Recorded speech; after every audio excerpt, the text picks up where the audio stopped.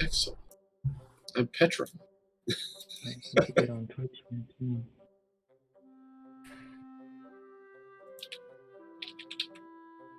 Electrified.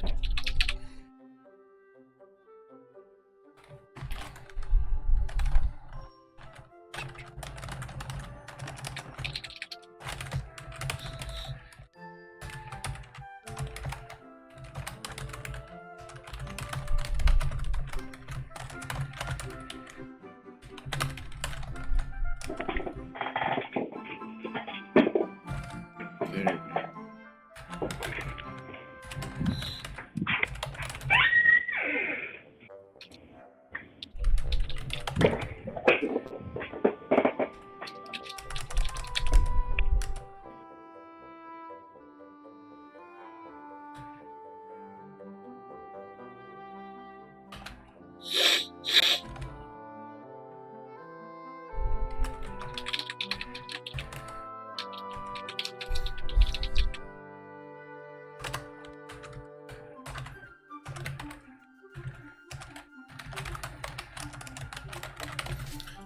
All the tweeting. Okay. Getting laggy here. Getting through it.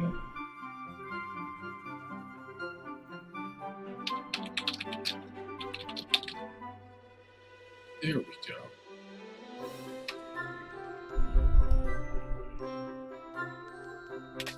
Paul Giamatti in the new Stranger Things? Nice. No. Is he? I think it's a dude that looks like him, but no. How do I do just the chat in the? There's a pop out function in the settings. There it is, pop out chat. I usually put it in the middle of the screens, so I'm always looking in the same spot. In the settings? Yeah, the little wheel under chat. Here we go. It's just loading slow. Okay, pop out chat. Okay, there we go. Okay.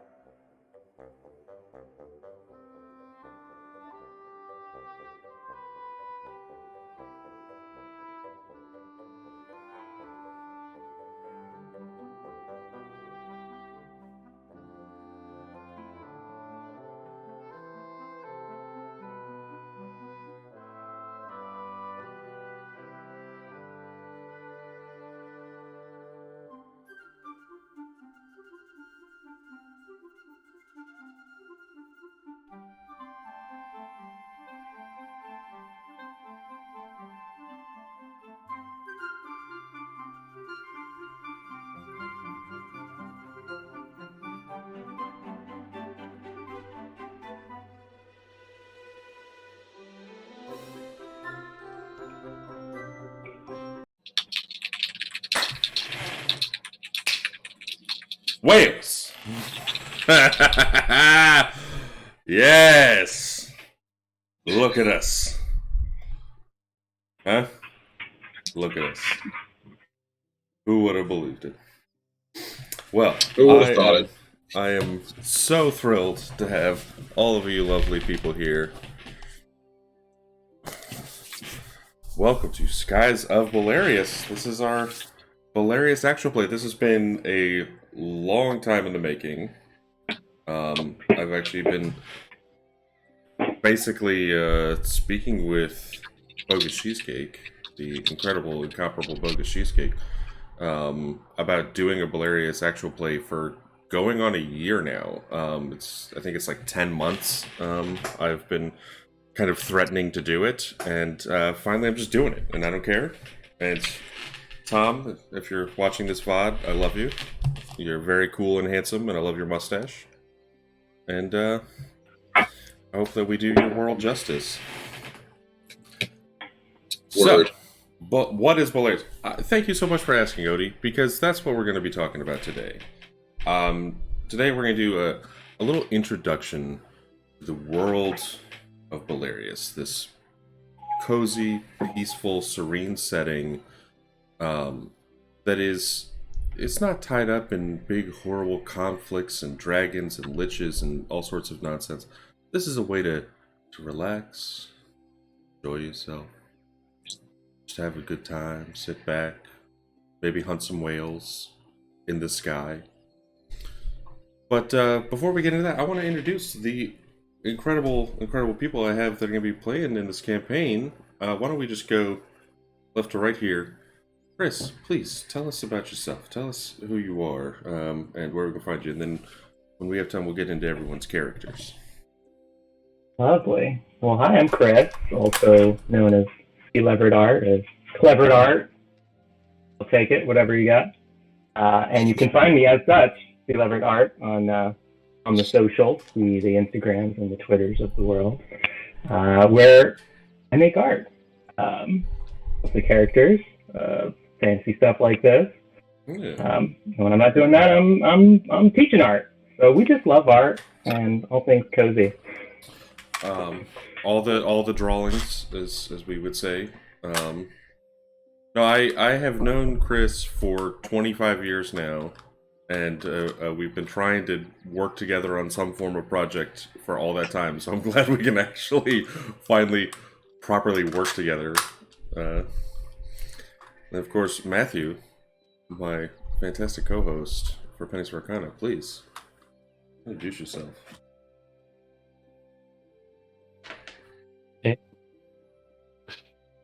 Greetings, wizards. I'm Matthew. Go by MadmanDH on Twitter and Instagram. I am a cartoonist, illustrator, and DM.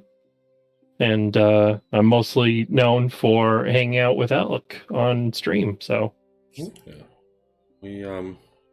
We did Appendix for Arcana yesterday, and we have some other cool stuff planned for the future as well. So you can always check us out. And Omni, please tell the people. Thank you very much, Alec. Good morning, everyone. I'm the Last Omnitect, your favorite robot American, and I am grateful to be here. You guys can find me on my own Twitch channel, twitch.tv/TheLastOmnitect, or my Twitter @Twitter, TheLastOmnitect. I am also on Instagram, same handle. I'm not going to keep repeating it. You guys have heard plenty of times, all one word. I'm an illustrator, an artist, a world builder, a sci-fi creator, generally speaking, but I do fantasy too now. And you guys can find me basically on Twitch at least 4 days a week, Wednesdays, Thursdays, actually only 3 days, working on the fourth one that's coming. Wednesdays, Thursdays, and Saturdays. Today I'll be on stream 3 times. One for our stream here with Bolarius, because Alec was kind enough to invite me here. The second time for my post-Mouse Mouse Guard world building session, where I'll be getting ready for next week's Mouse Guard game in the evening. And then finally a 40K stream on DMDM Studios later in the evening. And you can find me all over the place during the rest of the week, including the Breakfast Club at about this time on my channel tomorrow. So if you want to just come hang out and have something to eat and relax and chat with the rest of the TTRPG community, by all means, come and hang out. And that's me. I figure we'll get into characters in a bit. Alec, it's a pleasure to be here, buddy. And also finally to see you guys. Yeah. Finally. Very busy. I love the spectrum we have of DM to illustrator, and just everything in between in this group here. Like DM, illustrator, butcher, baker, candlestick maker. It's like those resumes that no one's edited. It's like 30 years of random experience everywhere. I just think of the D&D cartoon back in the 80s when he's like assigning the classes to everyone, and he's like, fighter, wizard, acrobat. And it's like, oh, acrobat, it's like... Wait a minute. At least he never said it out loud. It's like, thief, mage, hairdresser. It's like, oh, fuck. You want to be a level 0 farmer? You can do that in D&D 1.0. I don't know why you would, but you can. Yes, well, speaking of farmers, what a perfect segue to Bolarius. Now, For those of you out there, um, let's talk about Bolarius, shall we? If my things will work. No, I guess it won't. So we're gonna do this. Whales. Alec, teach me about whales. I will gladly teach you about whales. So, What about whales? Bolarius is a 5e setting created by, like I said, the incomparable Bogus Cheesecake. We have a link already in the chat for you all to check out, but this is a post-apocalyptic setting that just relies on the beauty of the mundane, of the day-to-day life, of seeing the world as it is and accepting it for all of the beauty out there. The thing that really drew me to Bolarius wasn't this, just like I said, this idea of like, oh, big crazy, fights and monsters and all this other nonsense. Like, no, this is a peaceful setting. The world has ended, and it's basically people just living out the rest of their existence, walking hand in hand into entropy and doing so peacefully. There's no murder and mayhem and nonsense. People live peacefully. There is conflict. There is adventure. There are wild things, but it's mostly I feel like in this crazy world right now, with all of the nonsense going on, we could all kind of use a break. It's a little bit of everything in every direction all of the time, non-stop, and I was like, let's take a break. Let's just take the keys out of the fucking ignition. Let's all And we just chill. Now, one of the biggest draws to Bolarius, and what I'm sure you see at the center of this beautiful overlay, is a sky whale. This is one of the most unique things about Bolarius, is that flying in the open skies over Bolarius are these massive sky whales. They are much like the whales that you think about in the ocean, but as you can see, they're not necessarily what we think of in oceanic whales. Exactly, they can have multiple fins, additional eyes. They could have, their tails could be, split or not split. Like, they have different forms that they take, but they are all gargantuan creatures that fly magically through the air.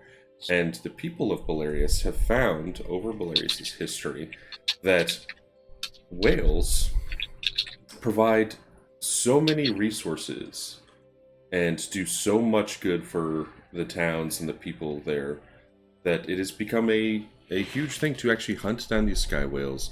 And if you can peacefully take one down, you can provide for so many people. The meat, the blubber, the whale oil, the ambergris, the bones, every little piece of the animal is taken respectfully so that the whale can then go on to help everyone and provide for them.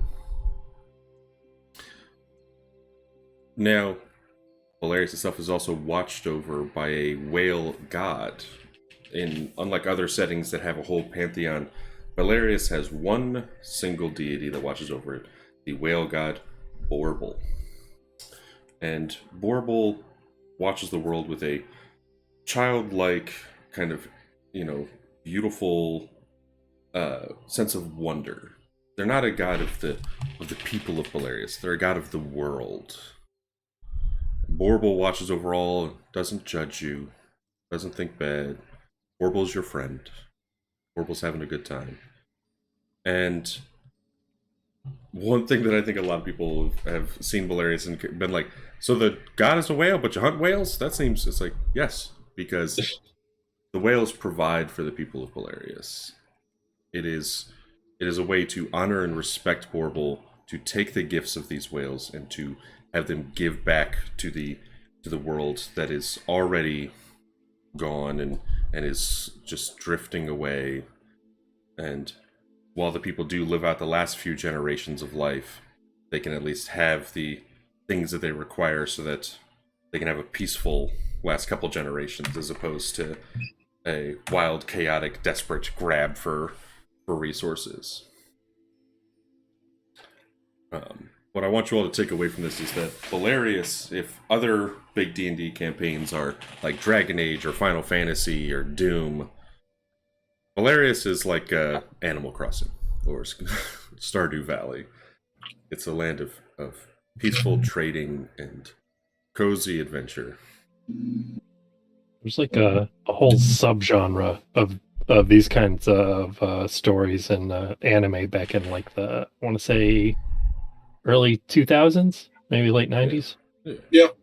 Kind of like chill, comfortable, like very chill post-apocalyptic stories. It's the Ghibli-esque environments, right? Where it's Yeah. like, sure, you have the Song of the Wind where there was a very real threat to a town, but honestly, 80% of the film was actually just kind of really cool exploration. So, yeah, I love that kind of thing. Yeah, this is... I want you to look at Skies of Bolarius as this is my emotional support campaign. We're here. We're here. We need to find beauty in a broken world. Yes. And so with that, there will be adventure and and plenty of plot and intrigue and interesting things, but we're just gonna have a chill time doing it. And yeah, there will be some classic 18th century whaling inspired, Moby Dick nonsense, but there's also just going to be some chill vibes. So I think we have some great. Now, like I said, I was lucky enough to when I reached out that I found these awesome players. Gainer or at Gainorcott on Twitter is actually going to be joining us a few weeks into the campaign. They are currently busy through the month of July, but they will be joining us, I believe, by August. In the meantime, I wanted to today, not just to talk about Bolarius, and I'll stop talking for a little while, but to let each of you talk about your characters. Chris, why don't you tell us a little bit about Harl's Wolfwood? Yeah, Harl's Wolfwood. He's a Loxodon white, very woolly mammoth.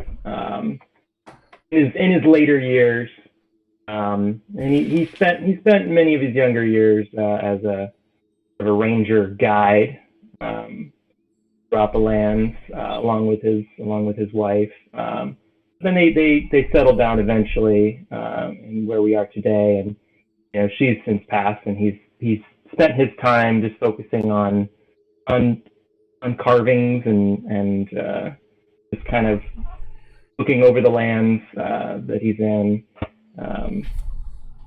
and just we'll see what's going to maybe spark that last adventure in his life. Where he's been. I will say there's something so appealing to me about the idea of a Loxodon who's like a woolly mammoth Loxodon. Yeah. And I can't forget his barn owl companion, Frizzle Zephyr. Yes. I said.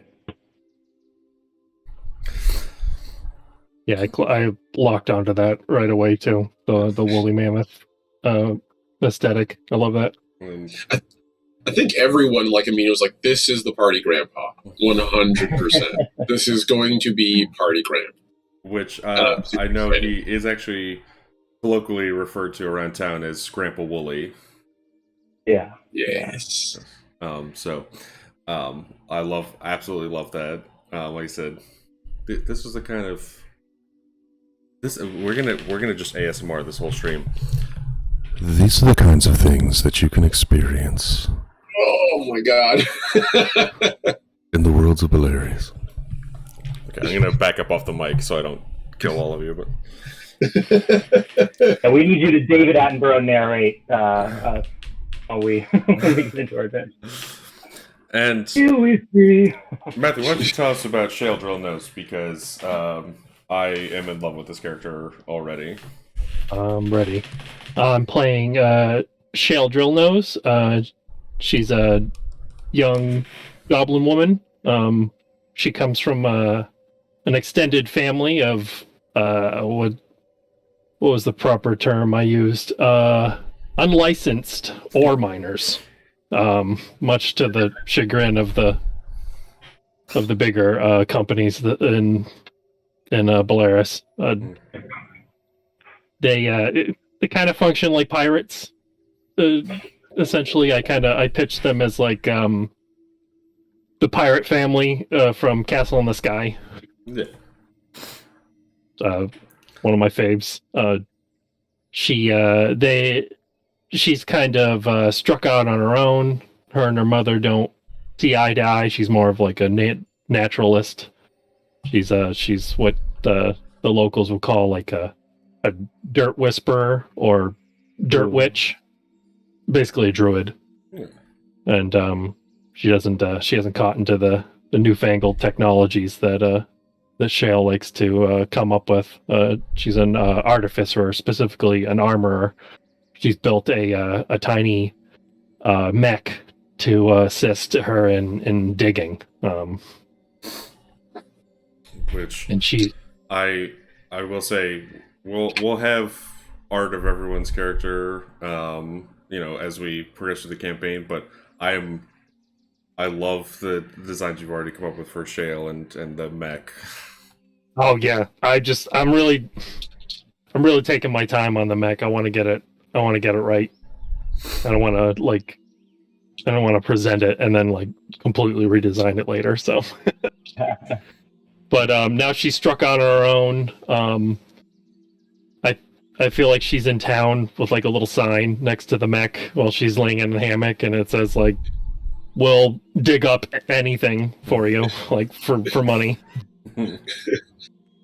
Lost my keys. I got it. And yeah, she likes tinkering, and she likes treasure hunting, and she's a little bit of a rascal. We'll move earth for the bread. energy of Flick from Bug's Life with the big old machine that never. Yes. No, that's okay. Thank you. No, it's fine. I can help. 30 people fall off a 2-story building because it gets shattered because a piece of it goes flying off. No, it's fine. It's working as intended. Just everyone please stand back. Yeah. I'm a big fan of like 40k orcs, so I like that like ramshackle kind of look. Oh yeah. It's definitely like I said, there's something I really love about that aspect of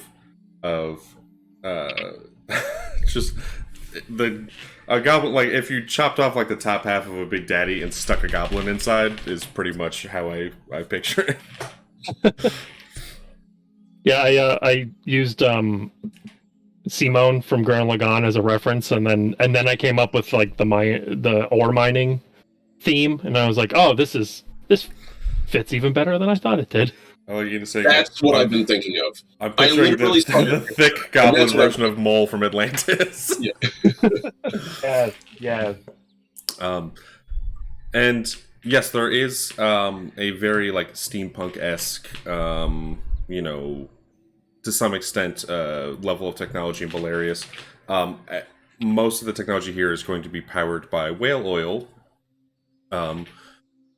Wood is rare in the setting, so there's not a lot of like wood burning. There's not, there's like ore and things. So there are some aspects. There's even asbestos has its place. A lot of people with a bit more money will have asbestos lined things. There are mechanics for the danger that can have of where it can reduce your constitution score by being exposed to asbestos for too long.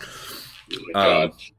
Just saying that might have something to do with the end of the world if asbestos is more common than wood. Just saying. Asbestos. Yeah.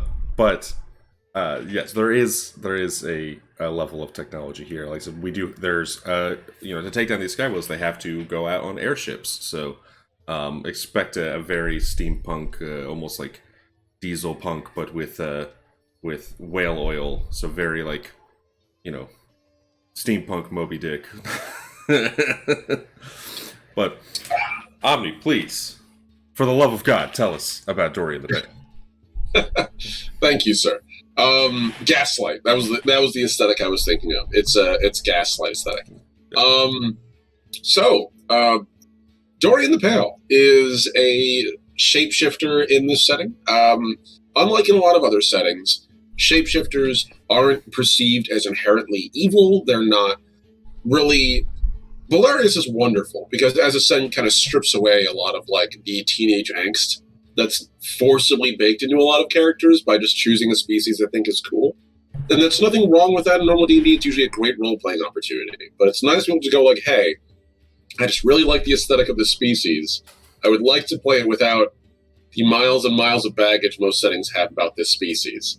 And so Dorian is a shapeshifter. He goes around and is comfortable enough with what he is that he actually does not often shapeshift into other people. He's quite content being who he is. And he is a druid who sort of wanders the wild, explores. Oftentimes he spends most of his energy maintaining balance. I sort of have like a headcanon that he gets his powers from the spirits of nature. Literally sort of like the equivalent of a warlock pack, but with the forests. And so almost all, let me back this up. He's a druid of the moon circle. So he's one of those super shapeshifty kind of druids.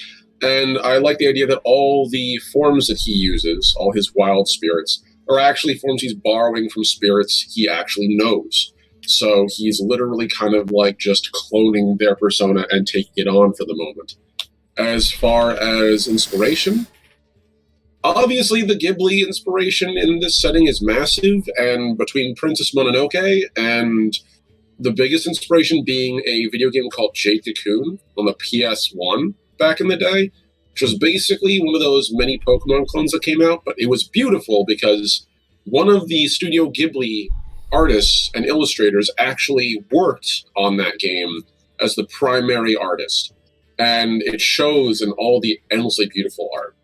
So I actually borrowed a lot of design elements from Jade Cocoon because they felt like they'd fit very nicely into this setting.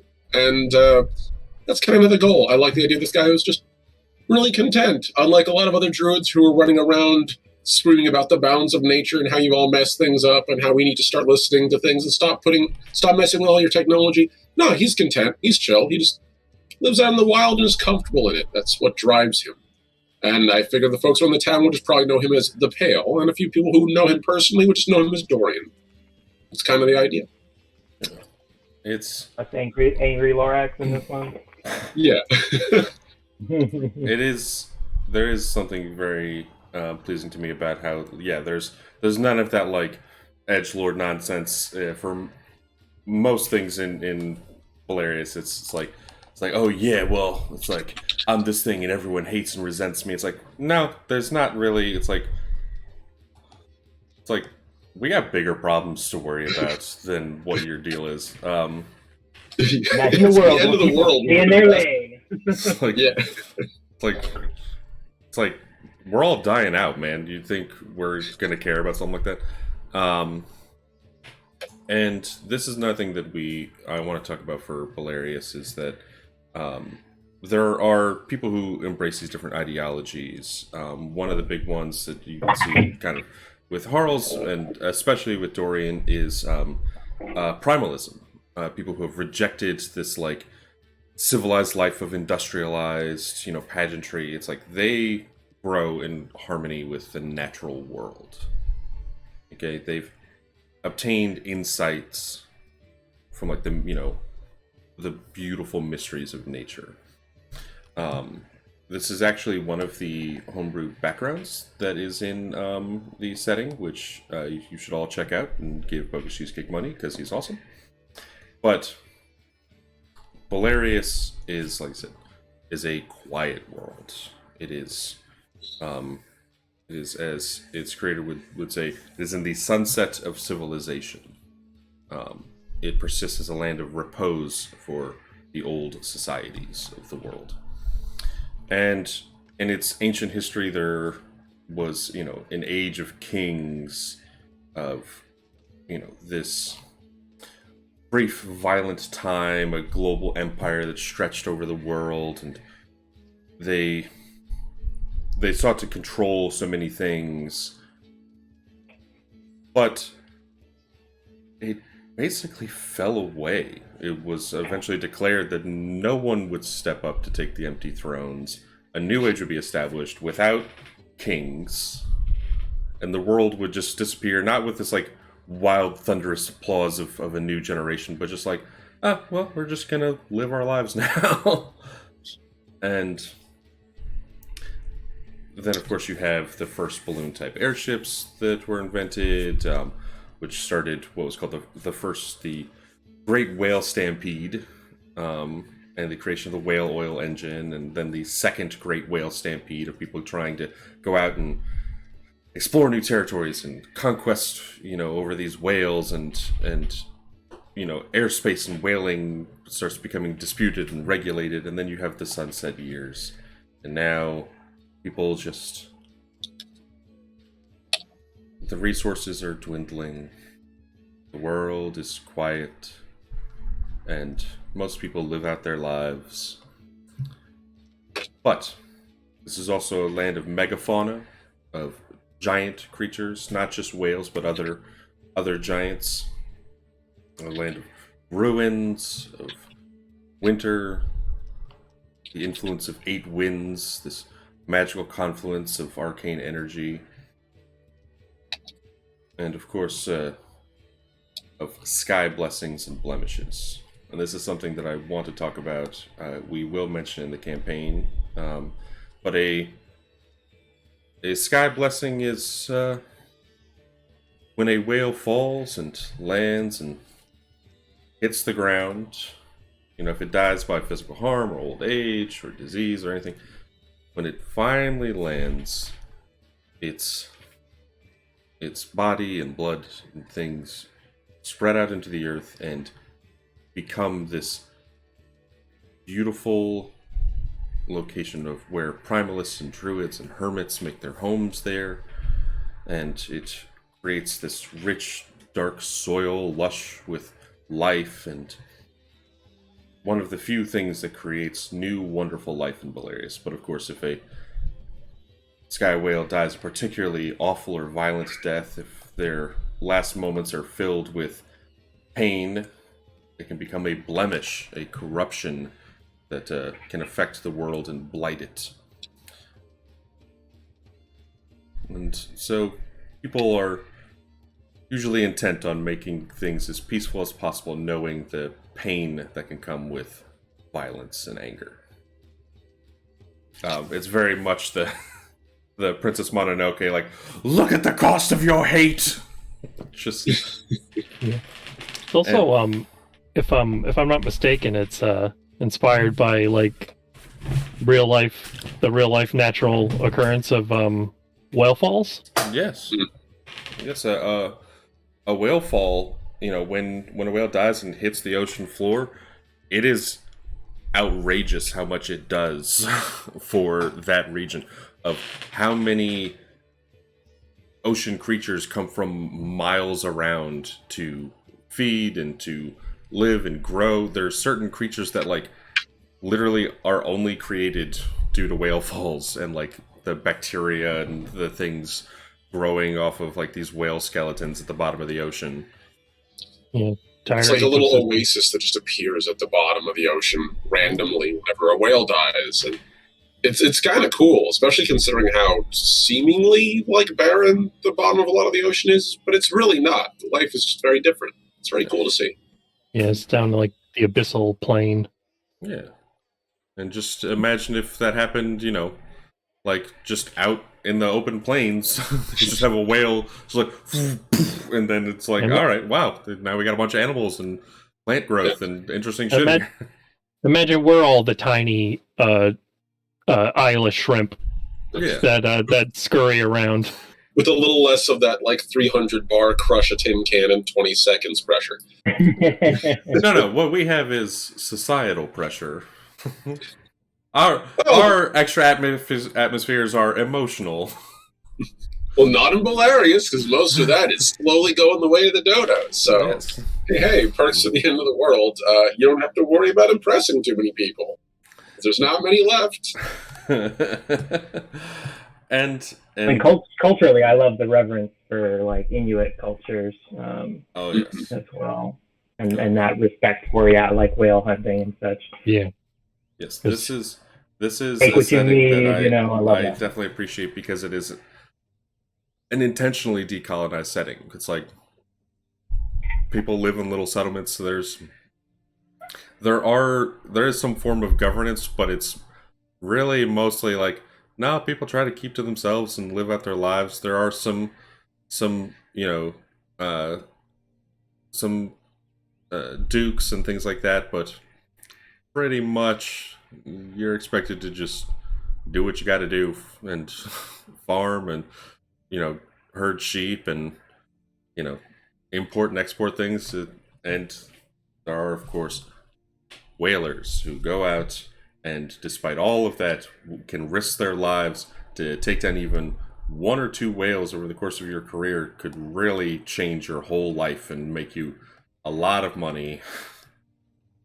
And some people will spend years out hunting whales because if you can take down one and like properly harvest its whole body and do all of the things to trade all of that material,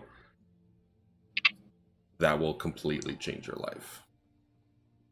It's like finding a gold vein as like a miner.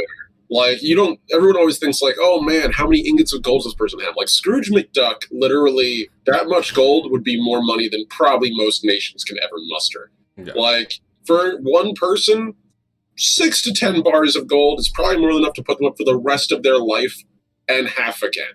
Yeah. It's pretty impressive. And the whales are literally like, it's not just a whale fall for the environment, it's a windfall for anyone involved. And yeah, the communities that are in that proximity.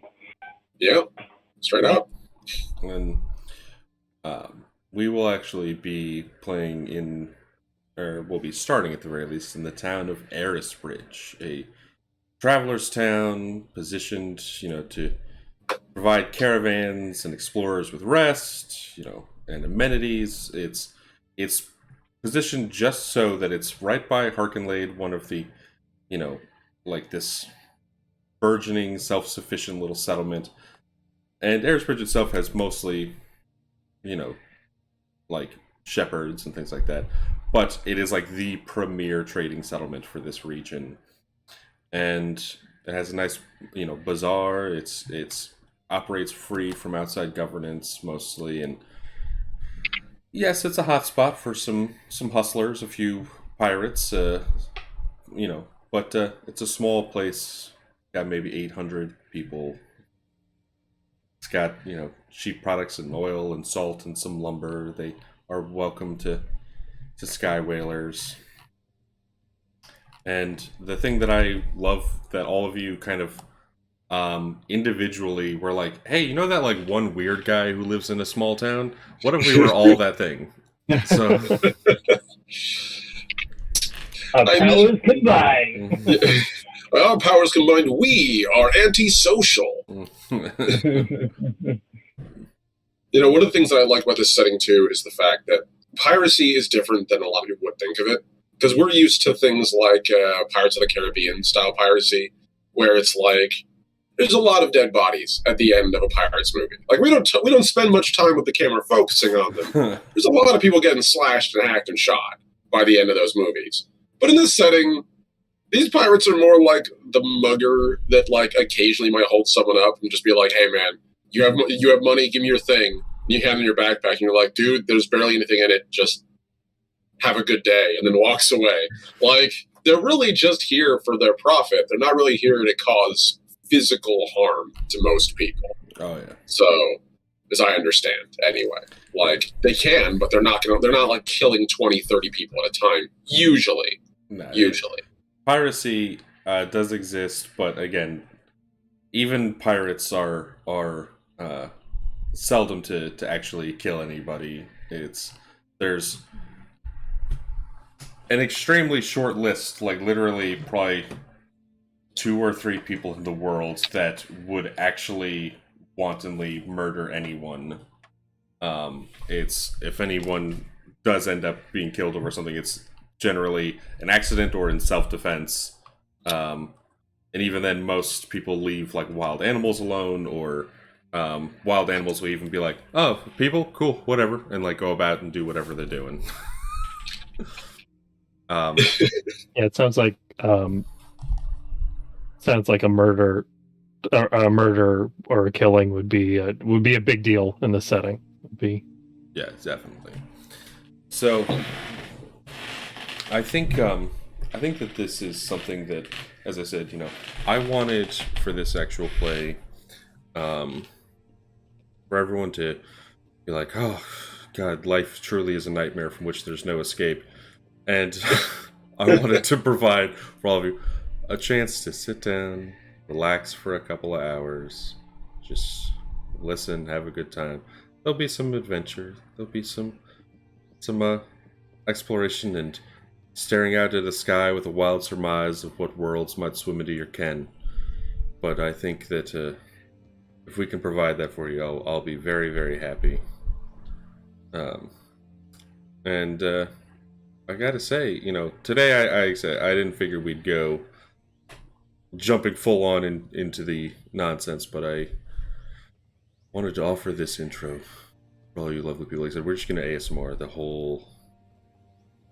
I can bring the microphone back and just.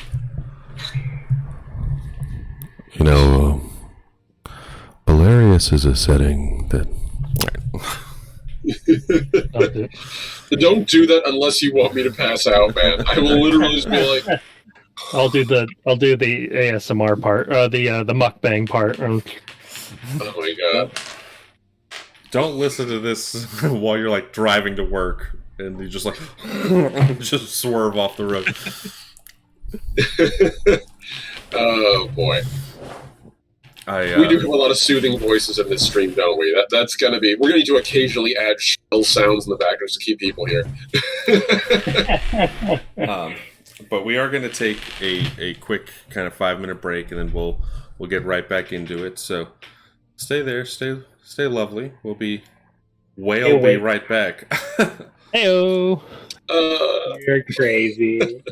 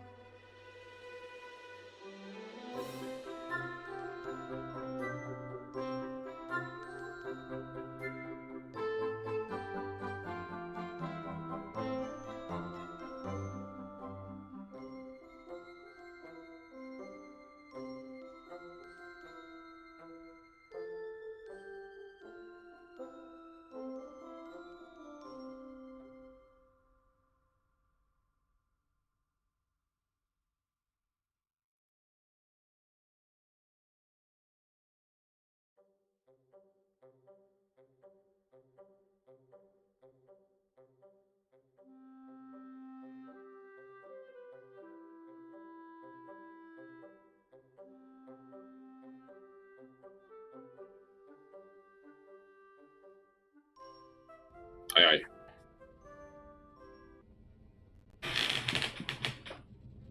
Alrighty. And we're back. So, hello everyone. We're gonna go ahead and we're gonna get right back into Bolarius. Swear to God. The problem is I can't hear how that sounds, so I'm gonna listen to the VOD later and be like, "Oh God!" You are gonna hate yourself later. 100%. Sleepy or aroused? I don't know what to feel. I'm just gonna eat this bowl of noodles over here. That is, first off, sleeper or aroused is like that's my whole vibe. All right. Second of all, my God, that could be the name of my autobiography. Those are the only two I ever pick. So, Yeah. So we're gonna get right into it. We have a quick little interlude for our players, and I hope you all enjoy Skies of Bolarius. I feel it in my chest. How do you think I feel living with this voice? All right, this is how I am all the time. So,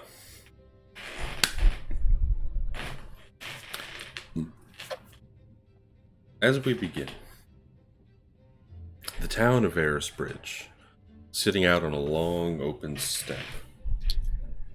This beautiful, quaint town, a place that people can trade, shepherd, that they can farm and live their lives in peace and entropy of Bolarius.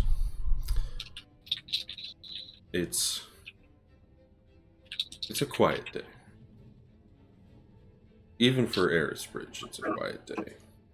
There's a soft, very soft drizzle of rain that comes down. Not enough to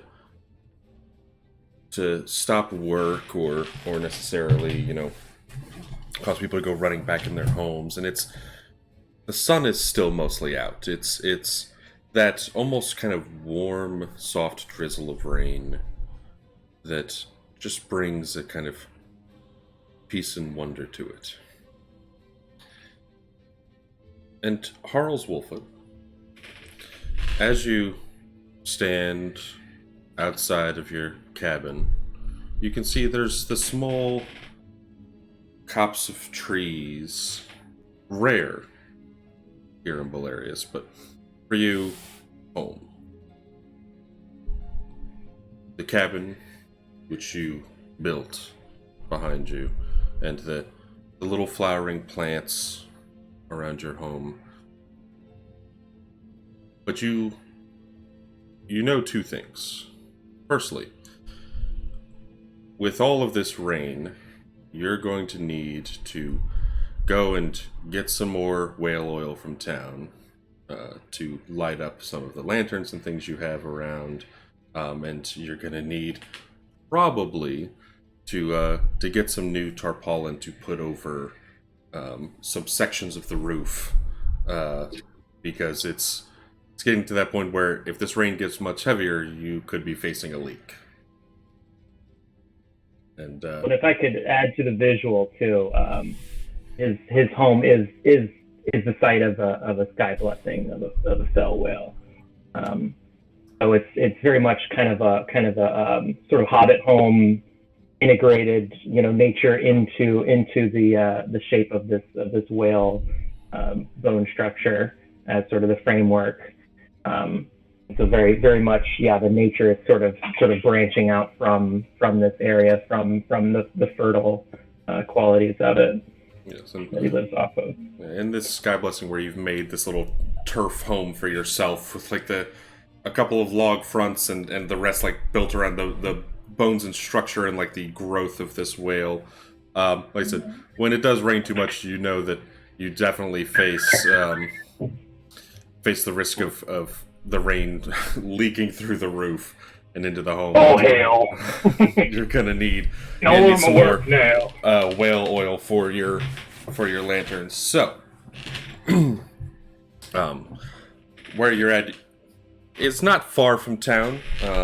A perhaps a 30-45 minute walk gives you time to admire the scenery, but you'll definitely need to go into town to get whale oil. So, what would you like to do? Well, I'll pack up my walking stick, which has got a little carving of a little figure on the end of it. Kind of a little bindle with the pack on the end of the stick, and call Frizzle Pfeffer over to me. Well, looks like time we head into town now. Frizzle we got some Pfeffer. supplies to pick up.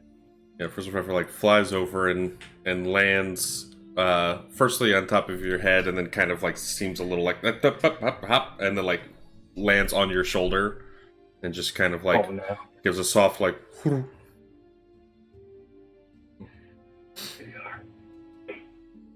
All right. And I'd say I would maybe am I don't know, how far would you say out of town I am? Fairly remote, but close enough that I can get in. Better part of the day to get. No, it's a couple of miles. The whale that fell outside of Eris Bridge is, like I said, the people harvested almost everything, though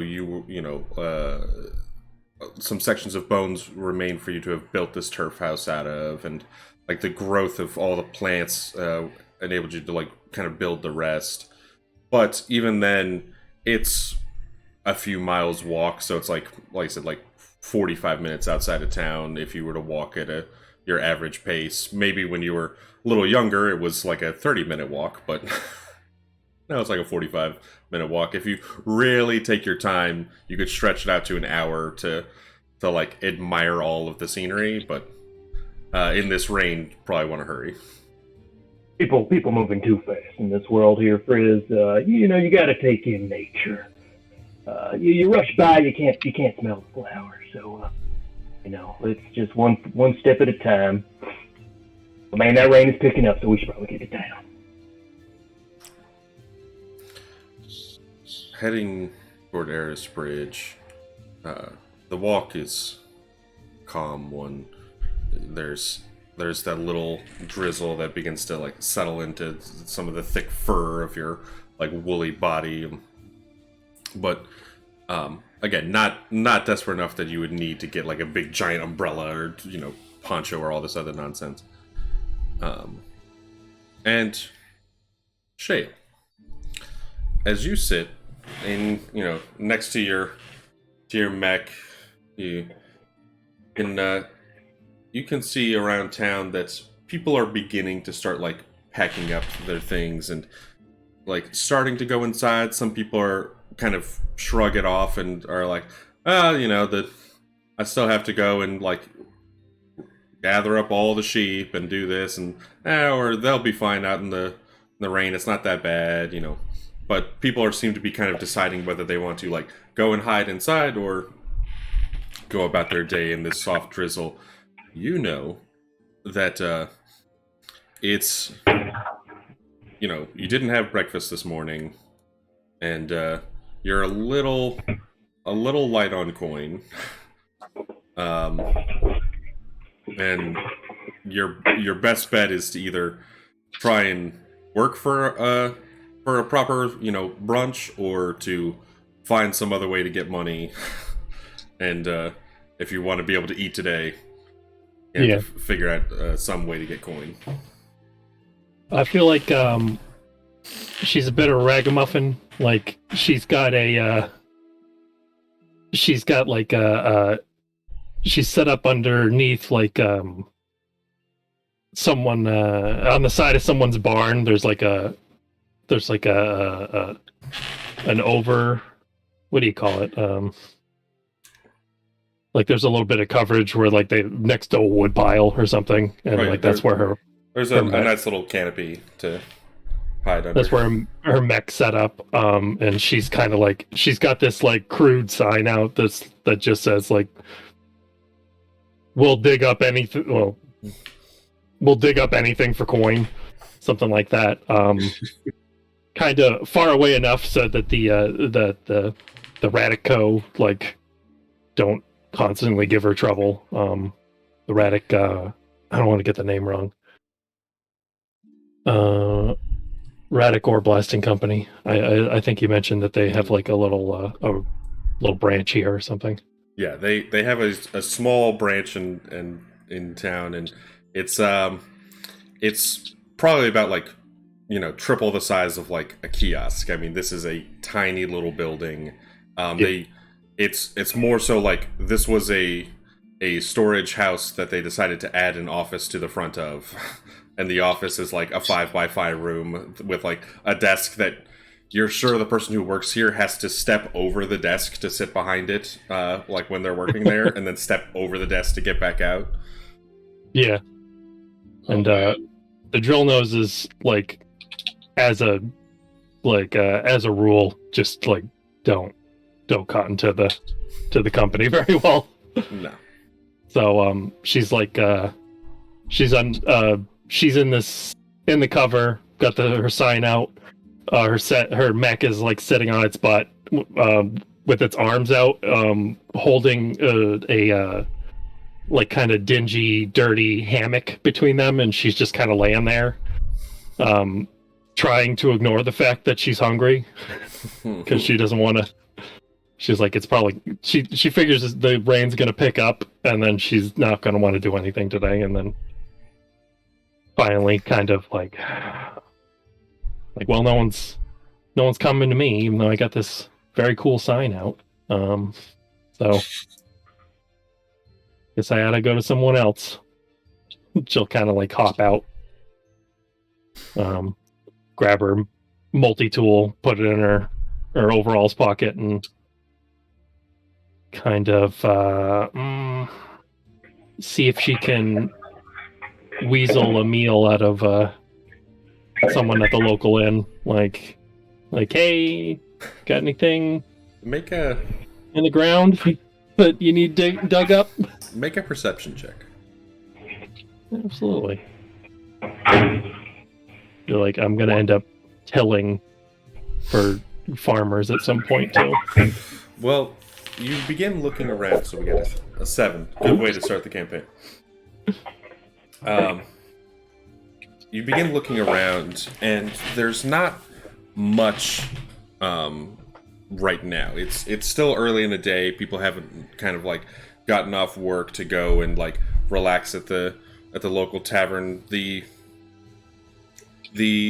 nearest place to you, there's only a couple of like little actual eating and drinking spots in town. But the local place is this squat building. It has like this metal sheeting roof that like slants to one side, so like all of the rain is like dripping off and into this like ditch next to it that like runs off out of town. You can see behind the building there's like a few sheep who have like gone over to the runoff, and like occasionally the farmer in charge of that sheep, like the shepherd's like, what, no, and just like getting them away from it, so they're not just drinking like dirty metal runoff. But in the actual tavern, which this spot is the Happy Whale Tooth, and there's a little carving of a whale with like a big, like giant, toothy smile. And in the Happy Whale Tooth, like when you go in, there's a human man. He has a nice little like bowler hat inside, and a little vest, no tie, but a high collar shirt, and he's currently like cleaning and organizing, still setting up for the day for people to actually start coming in. There's no other customers inside, like no other patrons, but he looks and he kind of like sees you and gives like a half sigh of, "Hey, Shale." Hey there, barkeep. You got what's on the menu today? Kind of like peering over the counter into the kitchen, like And he kind of rolls his eyes and he's like, I have eggs and I can probably get you some biscuits. Do you have any money? Well, I thought, I thought you were a fan of bartering, and little exchange of services. That's how people do it in the big city, right? Yeah. Look, Shale, I don't. He kind of scratches his head and like he puts the bowler hat back on. And, all right, I might have something. Okay. Not dishwashing again, because not big on cleaning stuff. Not really my. The last time I had you do that, you dented more cups than you actually cleaned. I thought my washer machine invention was actually pretty good. It's fast. Well, a little too fast. He kind of rolls his eyes. Look, the runoff, I've been having a couple people kind of complaining. If you can divert the ditch a little to the farther side of town so that, or put up a fence or something. If I have one more farmer come to me saying that his sheep was drinking from the ditch, I'm gonna scream, alright, so. Yeah, trench. Yeah, I suppose she kind of is tipping her, she's got one of those spelunker miner hats. Instead of the lantern, it's got a drill pointing out of that, because she has really good dark vision, so she doesn't really need a light. And she's kind of tipping it up off her forehead and yeah, I could do. Yeah, ditch sounds good. How deep you think it needs to be? 20, 40, 50 feet, something like that. A couple of feet. All right, just no. That's barely even getting through the topsoil. I guess. Yeah. Okay. Just make sure it goes from here to lunchtime, I guess. Just get it out of my way, alright? Alright, you got it.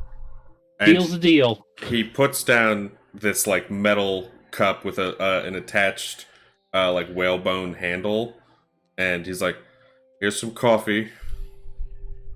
And then he kind of looks over, and he begrudgingly puts down a plate of scrambled eggs, and he's like, "You can have the biscuits when you're done, all right?" Drive a hard bargain. Thank you kindly, sir. And she grabs the cup with both hands and takes a little sip, and then she's like, it's too bitter. And puts it back on the table. And he's like, cream and sugar are for paying customers. All right, fine. And she dusts herself off, still in the room for some reason. She pats her overalls, and you see a good cloud of dust come off. She's very comfortable in the dirt. And then she grabs her plate and grabs her cup, and I'll have it done so fast. You think that well, I'll have it done fast. He just kind of rolls his eyes and goes back to taking chairs off of the top of tables and setting up the time for when people do actually start coming in around lunchtime. And she'll make her way back to her mech suit and eat her breakfast on the go, kind of with her foot lazily on one of the controls. Scarfing eggs. Well, with that, we're going to jump over to Dorian the Pale. Now,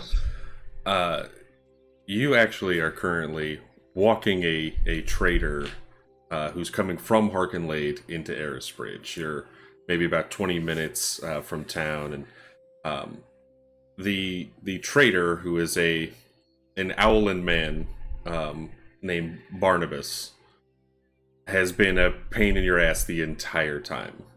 asking a billion questions, and constantly worried about any potential dangers on the road, and like really kind of every time you like give anything, it's been second guessing you.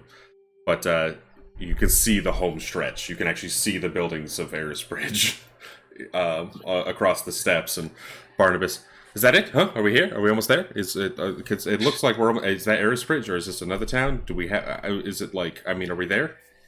Dorian slowly blinks, as he's wont to do when he's irritated, and turns. And Dorian's face, like many shapeshifters, is a very pale white. Hence the name Dorian the Pale. And his clothing is far more colorful and vibrant than he is. Even though he's a druid, he tends to do a lot with berry ink and uses that to stain a lot of his clothing. So he has purples and greens and a little bit of gold here and there, a little bit of black where he's mashed a lot of coal into his clothes. And it's rather pretty. And he slowly turns, and he doesn't actually normally have a mouth. He doesn't manifest one unless he needs it. So he slowly turns to look at him, and then the mouth slightly creases out from the middle until it appears fully. Yes, that is it. Come on, just a little farther. We'll be there. And the mouth slowly disappears again, waves him forward, as he sort of keeps his eyes on the trees nearby. And he doesn't even have his hand on any of his weapons or equipment. There's no need for it. It's a rather peaceful place, and if there is anything that needs to be done, he'll speak to it. He's much more of a guide than a fighter, as it would be. Make a survival check for me. Sure thing. Survival check. All right, cool. So that's a +5. D20. Nice. So that would be a 19 after a moment. So you speak to him, and then he nods, and you like look back out the short distance, and as I said, Eris Bridge is on this large open steppe. There's some little rocky areas that kind of like jut out, these abutments that move, and a few like huge open kind of rolling like plains, but it's pretty vast nothing in every direction. There's like the town in the middle, and then that's kind of it. There's the little copse of trees from the Sky Blessing like way off in the distance. Right. That's like another hour from where you are at least, and a few other like little things here and there. But there's farmhouses that dot around Eris Bridge with big herds of sheep. That's one of the biggest exports here is the sheep from Eris Bridge. But you can also see coming in from the sky on the opposite side of town is this large metal shape that descends down out of the air. It's an airship, a small airship, probably, could have a crew of like 5 people. But this puttering little airship that begins to like and like move down. This one is powered by a whale oil engine, not a typical balloon ship. And there's a big of smoke that like comes out of a smokestack up the top, and then like soft little like white wisps that follow after it. But you recognize this as Ekaterina of Eris Bridge's ship, a well-known and infamously foul, mood woman who lives in Eris Bridge. But her airship is landing. Barnabas kind of like, oh, what is that? Is that an airship? Is that a pirate? Or do we have to worry? Is this dangerous, or is this like, is there a sky whale around? And he like begins kind of like looking and like panicking. He slowly turns again. His mouth slowly reappears. This is probably how the last days have gone. Yeah. He walks, he's relatively quiet, he's at peace. Things start, words coming in from behind, and he makes his mouth appear. He turns around and does his best to calm. There's peace and serenity for anywhere from 1 to 5 minutes, and then he does it again. Yeah, And it's were been it like not that he a is the week of chillest, this. were it not that he is the chillest guy imaginable, he would be very upset. But he is very much stowing away his stress until he can be free and do whatever he needs to do later. He's maintaining. He's doing his best to remember how he was when he first went wild. Just a little afraid, a little uncertain, but with patience and time, they'll get through. And so, he slowly turns and holds up a hand. It's fine. It's an airship. Some come in and out. I recognize this one. It should be fine. I feel We're like since he's nearly there. an owl, his head turns all the way around while he's like looking around. Yeah. And you can see, like, Barnabas sort of buys that, but he still is panicked. But in this time you've been walking and you're close enough to the outskirts that's like you're 100 feet from like where actual like packed road begins to appear, where it's like this has gone from just like worn wagon trails and like various like cattle and like elephant paths essentially across the steppes to like in Erisbridge itself. It's like no, this is where they've packed down the ground. Some sections have like gravel or like some form of paving, but this is like okay, actual streets of Erisbridge. It's always definitely sort of a, and as he exhales through his nose, which he briefly makes on his face just to feel it, as he's walking, like this is a mixed emotion for him. Usually, he doesn't find himself very at home in Erisbridge. He doesn't mind it. He likes the people. He likes the town. It's decent enough, but his home is a little big spider silk cocoon off in the woods, about a mile or two away from the town. Probably closer towards the Sky Blessing as well, just not the same part. I figure it's a huge shockwave area, so he's probably off on the other side of it. Yeah. But for him, it's less like he's coming home and more like a mail carrier with a very heavy package finally getting up the steps and putting it down, being like, relief. So he's a big exhale. He looks up at that airship again. You said that this person's particularly ill-tempered and known for being kind of, not really like a menace, like a danger, but just kind of like not very well liked by the town.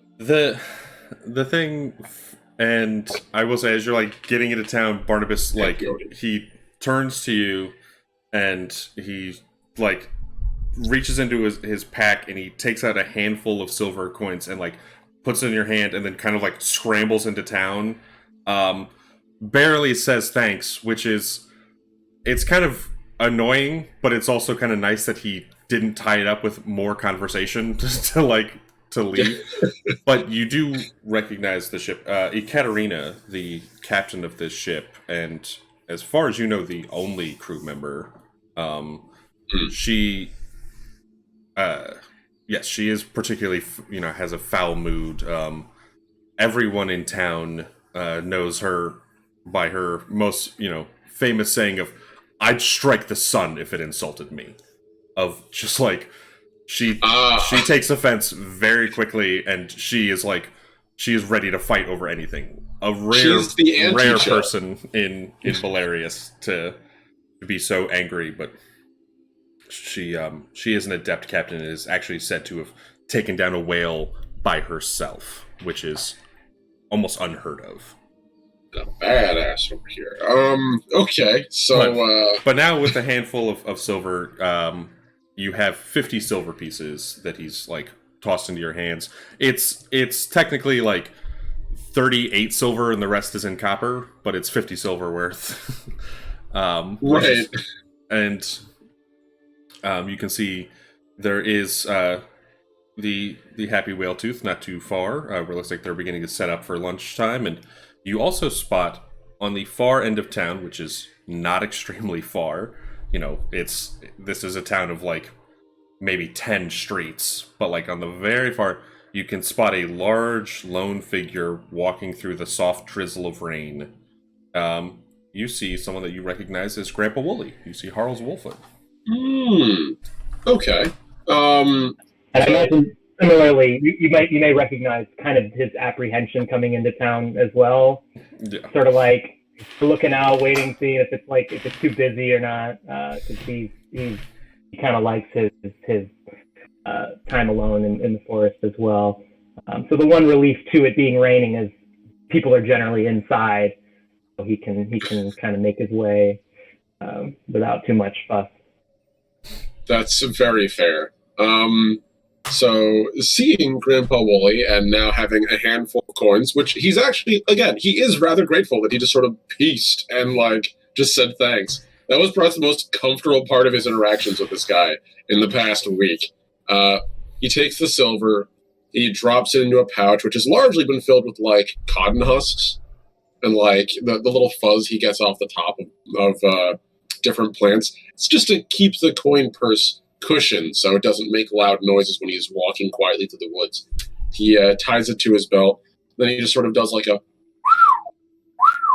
towards Uncle Wooly, who you'd probably recognize that as like one of his trail signs, one of his trail speech. A little bit of druidic at you as he sort of waves and starts walking. I figure also towards the what's the name of this place again? One more time. The Happy Whale Tooth. The Happy Whale Tooth. Right. I remember. I remembered the Happy. I remembered Whale. I just come to the last one. Yeah. So he starts walking in the same direction, leaving it up to Grandpa Wooly if he wants to interact. He knows that it can be It's I want to say the city. It's not. It's the village, and that can be stressful enough in and of itself. Yeah. And I imagine there's been plenty of days we've sort of like walked in parallel respectfully without needing to engage in conversation, though he's always open to it if you'd like. Which, for Harls, now having arrived in town, you can see Frizzle Pfeffer kind of like and like fluffs off their feathers a little bit. Like you can see they're not as thrilled to be sitting in the rain this whole time, but. You're, like I said, you're now in town on the far side. You see Dorian the Pale across town. They seem to be heading toward the Happy Whale Tooth, and you spot this diminutive little goblin, like in the suit, like going and drilling out a nice little like ditch trench, kind of behind the Happy Whale Tooth, like creating this huge ditch for like runoff.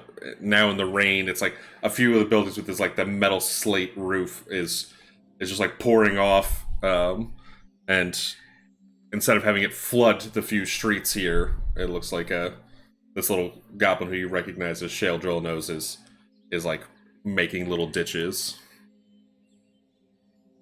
Possibly like a little too deep. They're like, at least like 5 feet deep. Yeah. She's showing off. Yeah. But I will say, you do know that the general store, which this is, it's this tiny building that it's like a almost longhouse style, but only like the front third of it is actually open to customers. The back of it is all storage. But it's Hugbar's, and it's this is actually one of many little stores that this guy Manic Hugbar owns throughout Bolarius. He's one of the few like very successful like traveling traders, and this Hugbar's like general store has anything that you would like basic rope and oil and tarpaulin and basic stuff you'd need. It's actually right next to the Happy Whale Tooth. Imagine hearing the familiar whistle from Dorian. He'll give a sort of a glance over, a friendly eyebrow raise, and a tip of his cap, and then he'll continue to lumber his way to where he's going there to the general store. And maybe give a little chuckle to the goblin picking up dirt. Well, when you make your way into the general store. The actual worker here is a human man, and he's looks to be in his like maybe like mid 40s.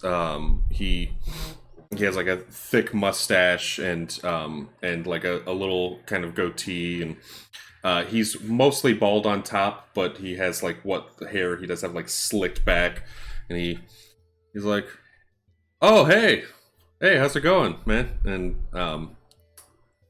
this man, you don't recall his name, but you remember buying from his father, Gerald, and then his grandfather, Jerry.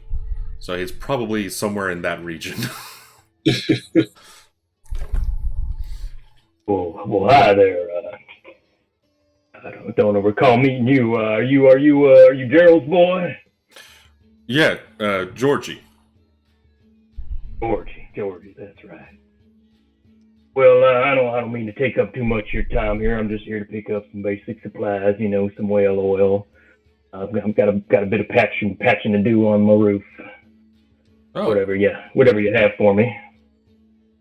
Well, yeah, I can grab you some oil. Do you need, I have tarp, any, like sap or anything to put the tarp down, or I can get you some basics. And he kind of moves into the back, first of all, like hops off your shoulder and like goes onto the little counter to be like, and like get the last bits of rain off of its feathers. And as Georgie like heads into the back, you hear heavy footsteps from outside, and like on the like wood planks in front of the general store, you can hear like these heavy boots that have these like part metal soles. It's almost like tap shoes or like steel-toed boots. Like you can hear like metal and leather on the wood, like, and you can see this like shock of wild red hair of this like pale woman moving past. You recognize this as Ekaterina Verisbridge, a whaler, as she's like going past the general store, and she looks extremely upset as she's heading into the Happy Whale Tooth, still holding her harpoon in hand. But she looks to be in, even for her, a particularly foul mood.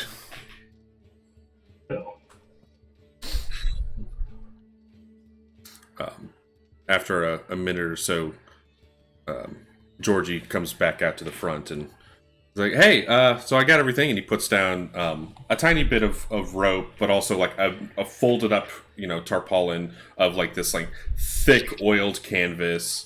And like sets it down, and then he has a little. It's almost like those like mini paint cans, like of like a pint of whale oil, and this like sticky kind of like sap, and it's mixed substance that is used to like paint down the edges of the tarpaulin to like stick it and like add rope to make sure it doesn't like blow off in the wind and help patch the roof and sets everything. All right, yeah. That's going to be, you kind of think, and then with the, let's call it 20 silver for everything. 20 silver. All right, let's see what we got here. I'll rummage through his bag. Lots of bits and bobs and tools. Pulls out some coins that look like they're pretty old. Not been exchanged a lot. No. Well, I think that sounds reasonable. You say hi to your folks now, would you? And he knows. I will. Yeah. My dad's retired, but I'm sure he'll be happy to hear you said hello. All right. You take care now. Well, have a nice day, Grandpa Wooly. And he kind of smiles. He actually goes and puts everything in a nice little like bag for you, like a canvas kind of bag for you to carry it all, and hands it to you. And he does that thing of like a customer service person who's being too nice to someone old to like walk you to the door and like hand it to you. Like his face is a little invaded. This 8 foot tall character is just a little bit. He's a little bit uncomfortable. That's fine now. I appreciate you. Thank you very much. Goodbye now. Frozen Pfeiffer just like up off of the counter and like flat and like gets back on your shoulder before you're out the door. Now for Shale, you basically have finished up pretty quickly. It took you maybe, not even half an hour to get all of the drilling and more done. You've kind of gone above and beyond. Yep. But half the work time was her nursing that coffee for a good long while, and then the other half was like, "Oh yeah, I guess I got to do it." And then like the thing's hands, like these big spindly fingers, kind of slap into these drill shapes and start spinning, and then she just like kind of like charges and just. Yeah, there's just like dirt flying in every direction, and you can see like several of the sheep like bah, and like start like like getting out of there as you're like clearing out spaces and creating this like natural little almost overflow of dirt to like make a natural fence to block off so the sheep can't just like drink from this very deep now ditch of irrigation runoff. Yeah, this thing's made to to punch tunnels through like solid granite. So like whenever they're just like, "Oh, plow my field," she's like, "Really? That's it?" But at this point, you having finished, you could go and head back and actually get the rest of your breakfast. I'll do that. And as Imagine you walk she comes into in even dirtier. Yeah, as you walk into the Happy Whaltooth, you can see that this changeling man is already just gotten inside and is like finding a place to sit down. And as you kind of spot them, you walk and slam right into the backside of this like very tall human woman. And she like turns down and looks at you with her like bright, red hair and like very sun-kissed features. And she has a harpoon in one hand and she like looks down at you. You recognize this as Ekaterina Verisbridge. Oh, hey, Katerina, let me get that for you. Like there's like muck. It looks like mud on the back of her leg that from just touching me, and I'm like, oh, let me get that for you. Make a sleight of hand check. Hello, Aries. I'm not good at those. 2. You basically, you're like, oh, I'll get that, and you like get more dirt and mud all over her pants, like trying to clean it off, and you just basically smear more mud around. And you can see her heavy boots have these like metal platings for the soles and around the sides. You recognize these as magnetic boots that airship workers will wear so that it can like literally magnetically lock to the deck of the airship, so if something happens, they aren't tossed off like 30,000 feet in the air, like down to the ground. Well, it's not that high, but yeah, it's like, oh, magnet boots. And she just looks down. Get away. Okay.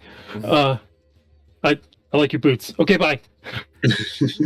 Kind of like do like a little Yui around her, like kind of give her a little extra space, and just like kind of nervously like kind of look back and look at the counter, and then on top of like on the counter, I'm just like kind of slapping it to get his attention. And he looks over at you, and you can see he like looks out the window to see that you've dug everything, and he kind of gives a respected like, all right, not bad. He pulls from the window to the kitchen behind him this little plate with like biscuits and gravy. He even actually tossed in a second cup of coffee. And here, Shil, go ahead and eat. Pleasure doing business with you, Gunner. Katerina just looks around. She has these like thick leather gloves that she like pulls off, and she like slams them down to the bar in a huff. She's like, 1 fucking year. As of today, it's been a fucking year since I've gotten the whale. And she seems to kind of be talking to no one, but speaking very loudly.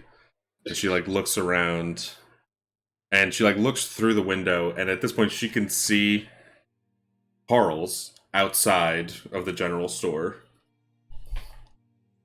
And she, like, looks over and sees Dorian, and then Currently, probably nursing like a cup of berry juice or something, waiting for some simple supplies. and like looks back over at Shale, and she orders a coffee, which he brings her in this, like, you know, steel cup with, like, or this, like, metal cup with this whalebone handle, and almost as if it wasn't hot, she just downs, like, almost the whole coffee and slams it down. She's like, I have to get out of this fucking town. And she, like, looks around and storms out. And she goes past Harles and, like gives you this side glance and, like, shakes her head and heads back to her airship. Harles, from where you're at, you can see, like, a couple people are starting to gather for a brunch, you know, like late brunch, early lunch in the Happy Whale Tooth. But it's another quiet day in Arisbridge. Dale's got like the plate above her head, and she kind of like shoves it onto Dorian's table and hops up into the chair without asking, just like, and kind of like leans in, like, "Eesh, what's our problem?" And then it starts digging in. So I figured Dorian, come in. His order was pretty straightforward. It was cup of berry juice. Basically, it's his usual. This is the thing he does. Like, maybe after every journey is like a quick, I'll have like one little dabble of civilization and then go back into the wild where I actually want to be. This is his equivalent of going to Starbucks like once a week for like that one expensive coffee that you don't want to normally buy otherwise. Berry juice, some like honey cakes, and his like supply list is literally, it reads more like a gardening list. It's like 3 tinctures of mugwort herb, 4.5 tinctures of mistletoe, 16 tinctures of freshly gathered honey, still in honeycomb. Do not remove honeycomb. I'm telling you, don't remove the honeycomb for the 3rd time. Like, and so while he's been waiting there, he's probably like nibbling at the honey cakes occasionally. So he like puts the honey cake down and turns. Do you mean besides the whole bumping into her thing? Yeah, Huh? she's a little higher. She's higher energy than usual. I'll give you that. He has like a little sip of the berry juice. She like haws at you with a mouthful of eggs, just like, huh? like she didn't. She just said it at you. She didn't expect a response. I do occasionally speak, like every once in a while. Oh, I didn't know you had a mouth. Normally, I don't.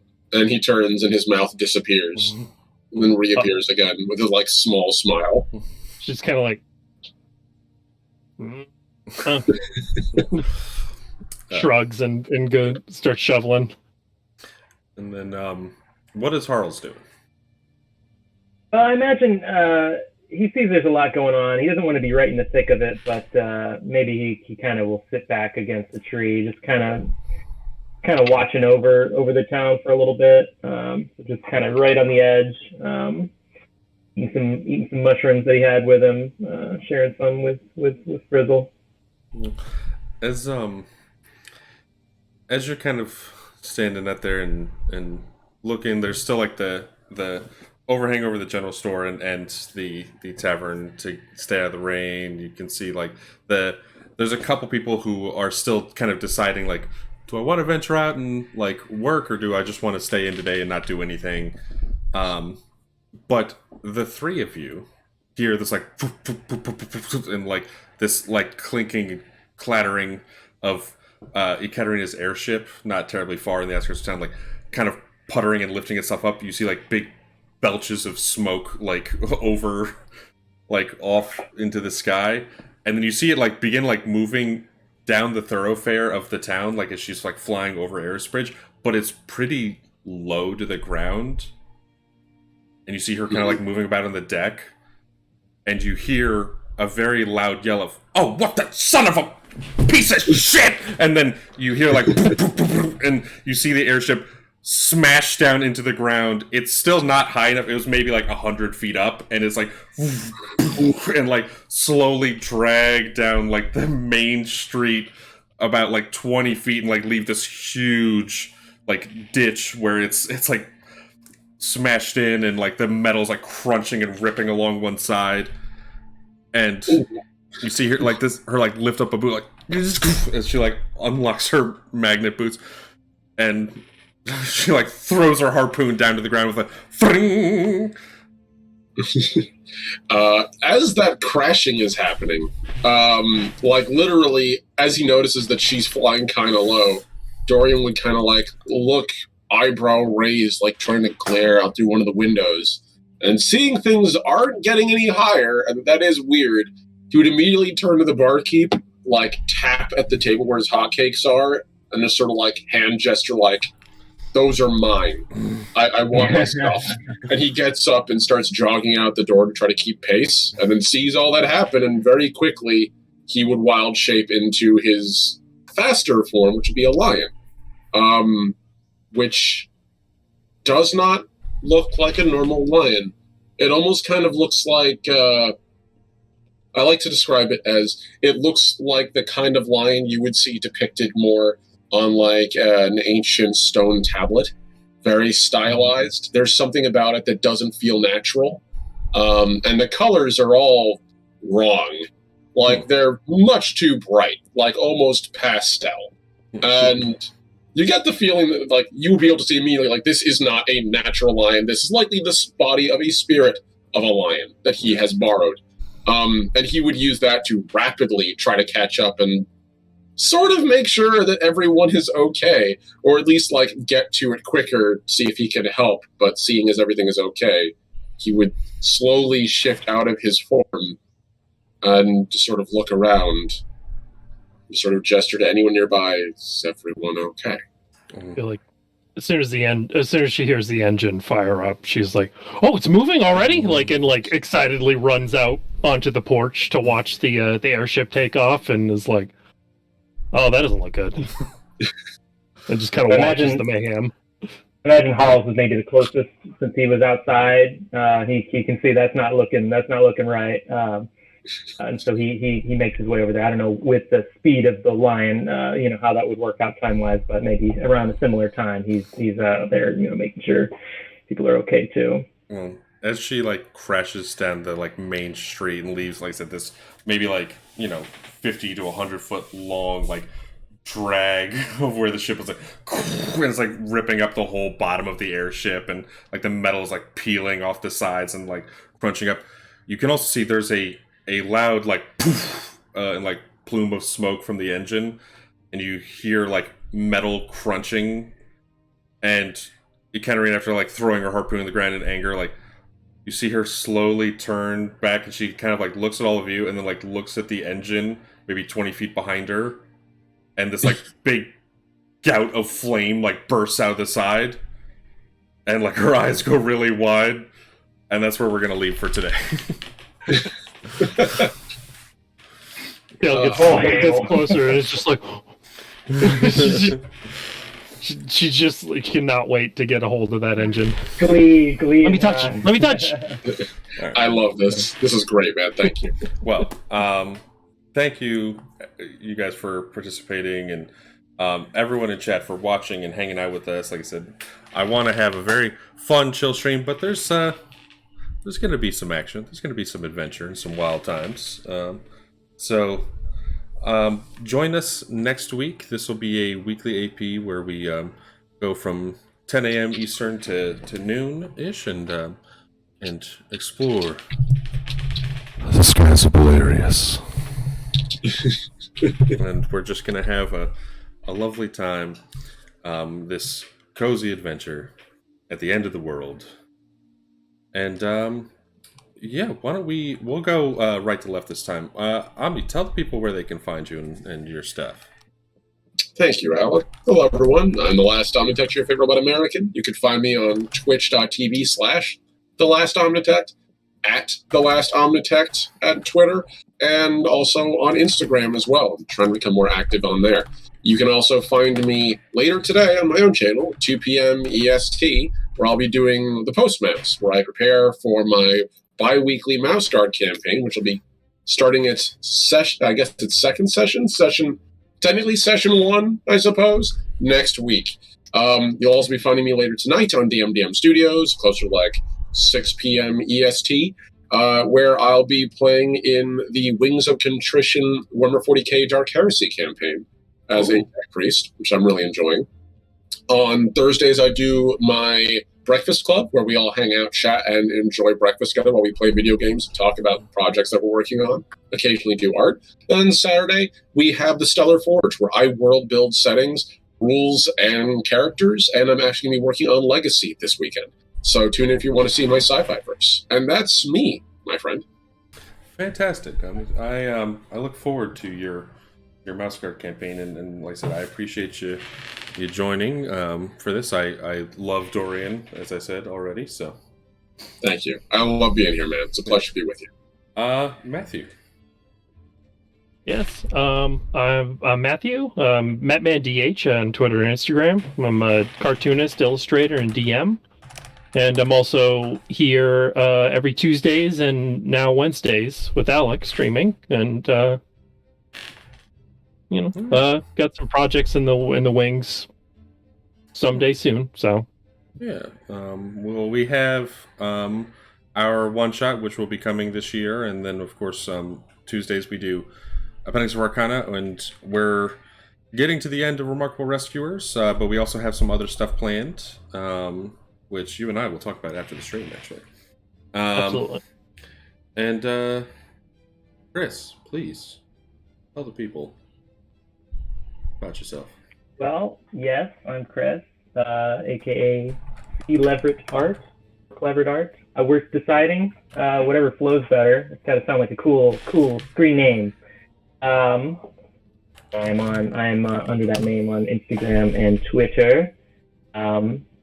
Project-wise, I mean, I got a wait list I'm working through, but I think we're going to sneak in a little something for this stream, and then when our schedules get back on track, every other Thursdays, we might be getting back to doing a little something on this channel here, where Alec cooks up some homebrew, and I make some hopefully pretty pictures to go along with them. Yes.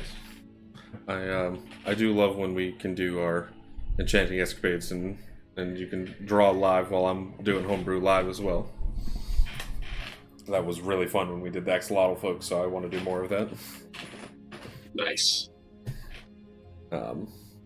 But thank you again, Chris, for joining us, and thank all of you in the chat for stopping by and watching as we introduce the world of Bolarius and get into the adventure here. If you've watched this, you probably know who I am, but just in case, I am Alakazam, a pro DM purveyor of all things homebrew. I stream several times a week. I do Mondays basically when I feel like it. I will do my Curious Creation stream where I create my homebrew setting live. But every Tuesday I stream with Matthew, either doing Appendix of Arcana, our discussion podcast, or doing Remarkable Rescuers, and we have some other projects planned for that as well. And then you can find me here every Wednesday doing this new Bolarius campaign, which I went ahead and dropped the link for all of you in chat. If you enjoy Bolarius, please pick up a copy from our friend Bogus Cheesecake for the awesome hard work that he's put into this setting, so you can enjoy it in your home campaigns as well. And then every other Thursday, you can find me on Redemption VA's Cyberpunk Red channel with his stream doing What's Yours Is Mine, where I am playing the Duke, who is an absolute fucking maniac in Night City. So if you like Bolarius, but you're like, what if this was the opposite, where it was really crazy intense all the time? Then check out Cyberpunk on Red's channel. And beyond that, I run 12 to 15 games a week, not including my streams, so I play a lot of D&D, so thank all of you lovely people for hanging out. And please join us next week as we continue ASMR style into the skies of Bolarius. And that's the last time I do that, I promise. Right. We're gonna take turns each week. Yeah. Chris could do like all up on the camera or on the microphone next time. All right. Mwah. Stay beautiful, people. We love you, and we're actually going to raid into somebody right now. Let's see who's up, and we'll bother them. I think God Mode is streaming right now.